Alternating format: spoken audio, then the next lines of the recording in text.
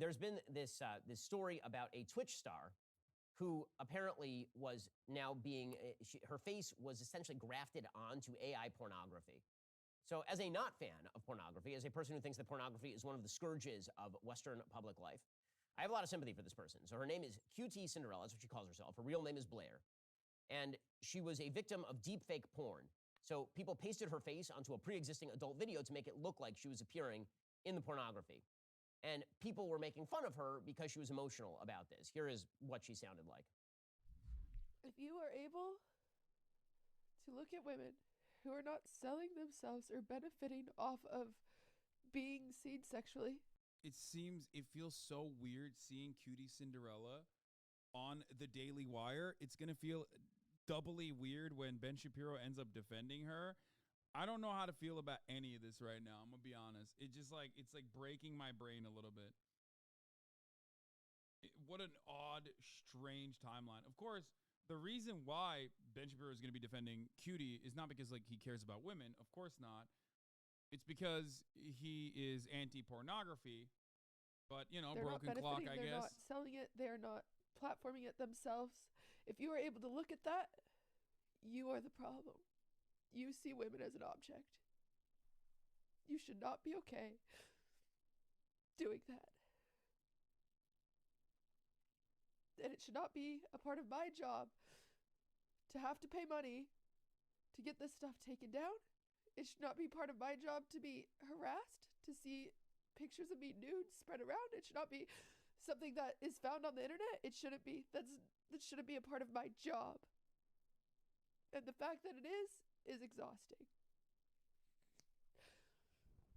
And the person that made that website, I'm going to sue you. This is what it looks like to feel violated. This is what it looks like to feel taken advantage of. Okay, so people are making fun of her. I saw some on the right, some on the left, people making fun of her. My sympathies are all with her. Yes, she was exploited. Yes, she was violated. Yes, there is something deeply wrong with taking a person's face and posting it on another person's naked body and then pretending that that person engaged in pornography. But there is something that our culture refuses to say here, and that is that pornography is bad. It is bad for the person who is It's kind of gross that, like, he's just using this to just, like, hammer in an anti-porn slant. You know what I mean? Like, he doesn't give a fuck about this story. He doesn't care about, like, the victims. He doesn't care about, like, the exploitation. He doesn't care about women being treated as, like, objects of desire. He's just like, porn is bad and immoral. Actively consenting to the pornography. It's bad for the person who is utilizing the pornography. It's bad for the person like this person who is caught apparently in the crossfire having nothing to do with Also, the title calls him gamer girl. Cries over being used in deepfake porn, which is, like, very yucky the way he's covering this, you know? And I'll be back in a second. Pornography. But you can say it is bad for people to make pornography and to consume pornography. It's okay to say that. On a moral level, it is a bad thing. Pornography is not a net positive for society. It is not a net neutral for society. It teaches men to treat women as sex objects.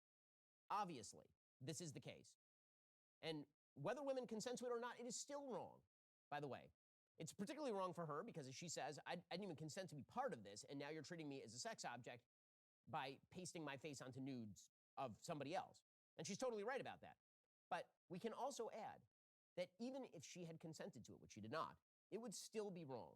It is bad for the soul.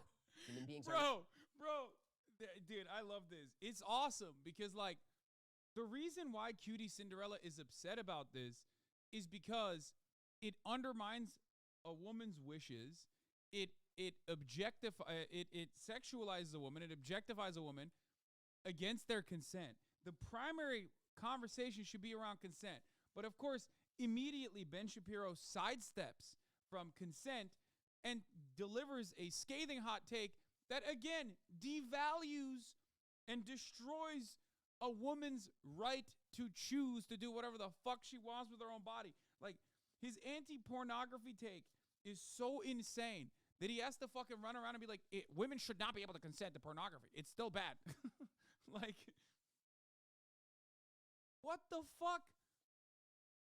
He's still turning around and basically, like, he's still turning around and basically stating that, like, this is not supposed to be about, women's consent when the entire conversation is. He's like, no, women should not have the consent. Women should not be able to consent to these things that I don't want them to do. Because I think it's immoral. Weird. Not supposed to see each other that way ideally, which is why we used to confine sexual activity to marriage and commitment and love, and now we no longer do. And the wages of that are an incredibly destructive culture that catches innocent people, like this person, in the crossfire. Well, the internet can be a perverse hellhole, but the reality is that the internet can also be your best friend. This is why we love the internet. So for example, it is via the internet that you can preserve your family memories. This is what I've done via Legacy Box. A Legacy Box is great. Oh my God. Okay, is there more? You is across the problem there. Oh no! Oh my God! The rest of the video. This is just like a brief stint.